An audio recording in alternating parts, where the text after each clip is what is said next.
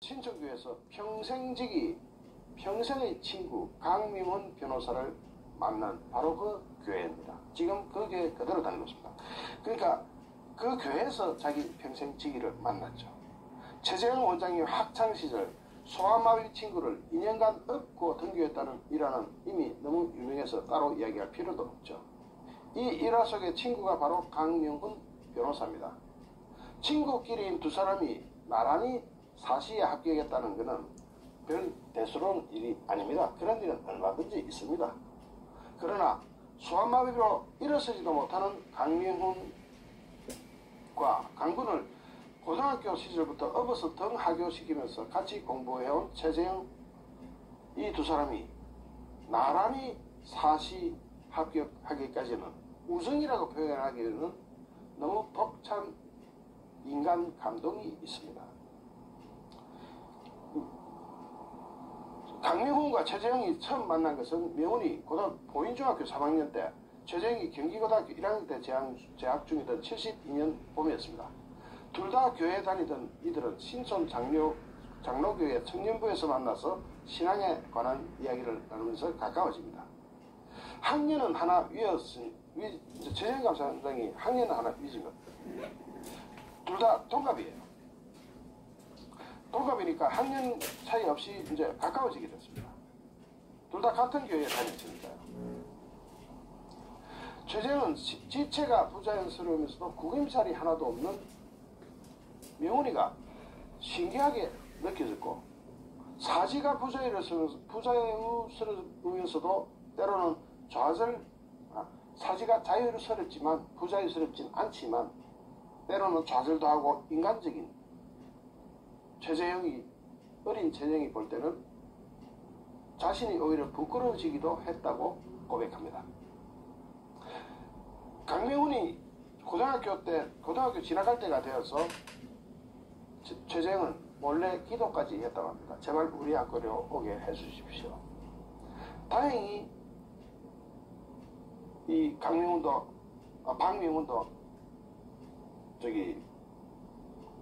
경기고등학교에 입학을 하게 됩니다. 이 두 사람은 그 전부터도 친구지만 고등학교 다니면서 업고 다니면서 더 친하게 됐겠죠. 그런데 중학교 때까지는 이 명훈이 엄마가 업어서 등하교를 시켰지만은 이때부터는 버스를 타야 되니까 일어설 수도 없는 아이가 많은 버스에 시달린다는 것은 불가능한 일이었죠. 그래서 최재형 감사원장이 재영이가 이 아이를 업고 2년 동안 등하교를 시키게 됩니다. 최재형은 이때 스스로 명훈이의 지팡이가 되리라고 결심했다고 합니다. 명훈이가 고등학교 2학년 때입니다. 하굣길에 갑자기 등에 엎여서 배가 아프다고 이야기합니다. 주변을 돌아보니까 화장실이 하나도 없습니다. 또는 화장실을 대신할 장소도 없었습니다. 그렇게 이리저리 두르고 있는데 자꾸 명훈이가 내려달라고 합니다. 그런데 최재형이는 어떻게 내려놓을 수 있습니까? 아무리 배가 아프고 급하다 하지만. 그냥 응거주춤하고 있는 사이에 명훈이가 바지에다 실례를 해버렸습니다. 엎인 차례로 바지에 실례를 해버렸는데 그때 처음으로 명훈이가 울었다고 합니다. 그 눈물은 다 큰 녀석이 길거리에서 실례를 했다는 부끄러움에서 나오는 눈물이 아니었다고 합니다. 그때까지 감추고 스스로 극복하려고 했던 신체의 결함이 사소한 곳에서 아픔으로 되살아난 그 눈물이었습니다. 그날 밤 그 둘이는 명훈이하고 재영이는 같이 밤을 새워가면서 명훈이 집에서 같이 밤을 새워가면서 인간의 육체와 정신에 대해서 이야기를 나누었다고 합니다. 참 성숙한 아이들입니다. 그런 난리를 겪고 육체는 뭐고 정신은 뭐지? 그리고 그것을 극복할 수 있으려면 우리 둘 사이에 믿음밖에 없다. 이렇게 다시 다짐을 했다고 합니다. 그렇게 열심히 노력할 끝에 재행이는 75년에 명훈이는 76년에 같이 서울대 법대에 입학할 수 있었습니다. 명훈이는 기숙사에 들어갔습니다. 그러나 눈이 오는 날이면 강의실까지 이 기숙사에서 가기가 어려울 것이라고 생각한 최재행은 기숙사 문 앞에서 명훈이를 기다렸다고 합니다. 대학교에 왔어도 기숙사에서 강의실까지 업어줬다고 합니다. 그때 명훈이는 그 업혀가면서 성경 로마서에 나오는 구절을 읽었다고 합니다. 외웠다고 합니다. 내가 헬라인이나 유대인이나 야만인에게 모두 빚진 자이니, 이런 규절입니다. 세상 누구한테나 다 나는 빚진 자이니라는 그 성경 규절을 외우면서 업혀 다녔다고 합니다.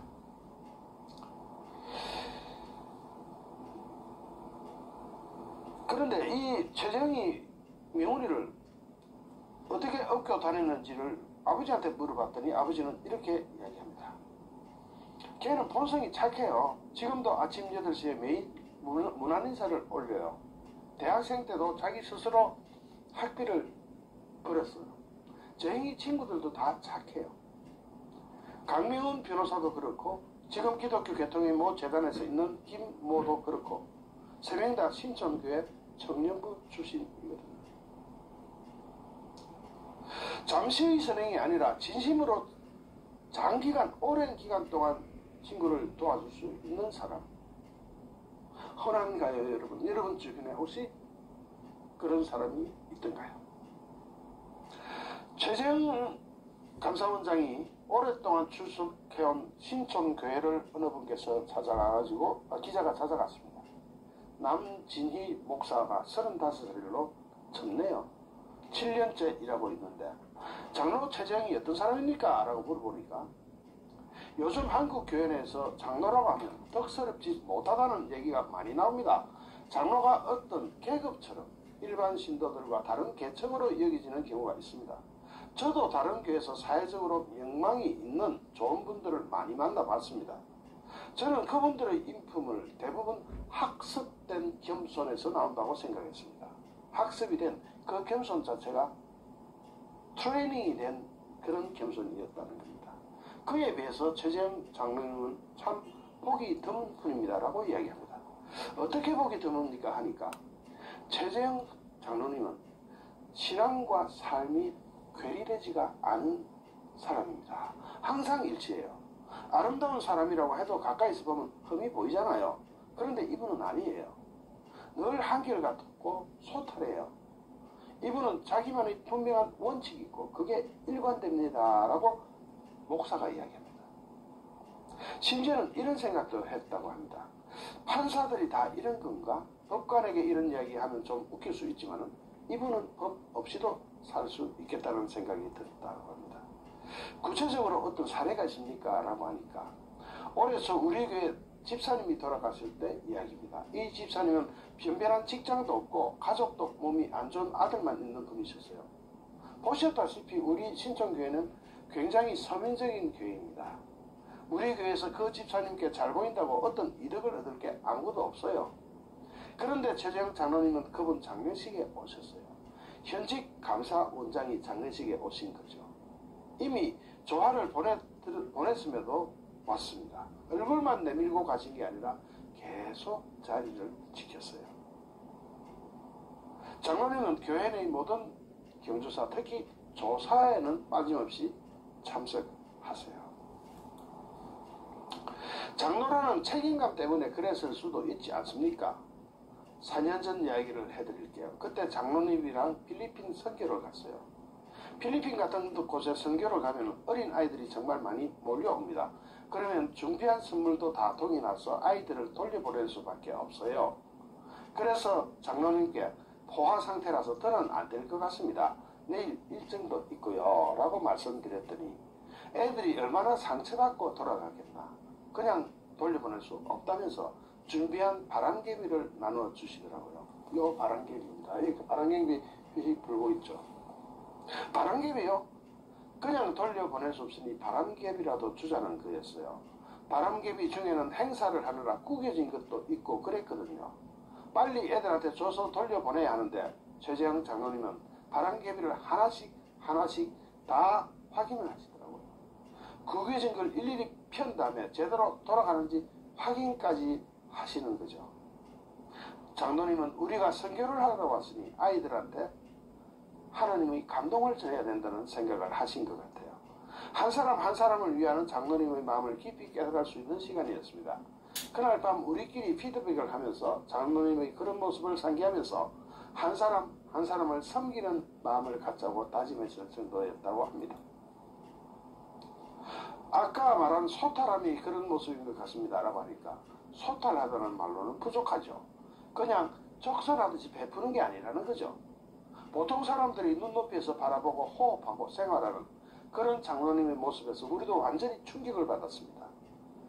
기독교에는 작은 예수라는 말이 있어요. 예수가 그랬던 작은 자, 보잘것없는 자를 진심을 다해 섬기는 사람들을 흔히 작은 예수라고 일컬어요. 아마도 최재형 장로님이 작은 예수가 아닐까 조심스럽게 생각해 봅니다. 불교에도 많은 감동을 주는 스토리들이 많아요. 진짜 불교 신자들을 저는 몇 명 만나본 적이 있어요. 그분들은 기독교에서 말하는 작은 예수를 능가하는 작은 부처 같은 사람이 참 많습니다. 그런데 최재형 감사원장님은 작은 예수였습니다. 그 사모님은 교회에 나오면 항상 주방에 들어가서 주방 봉사를 하신다고 합니다.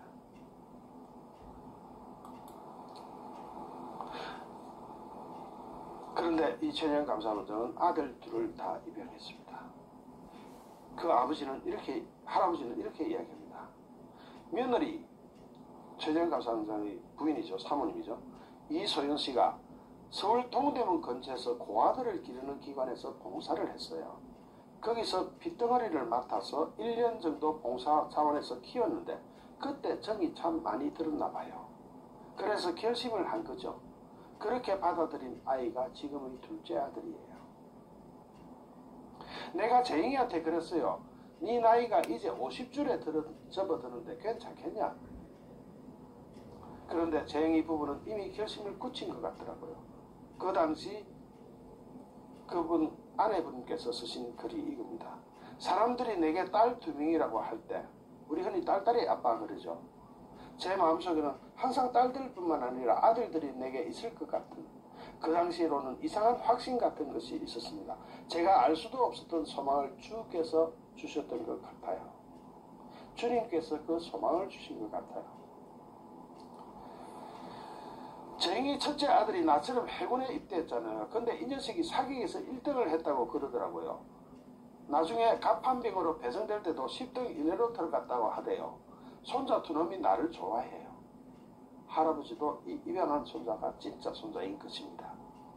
그전 큰 놈이 나한테 할아버지 제가 군대에서 배운 게 있어요. 그러대 뭐냐?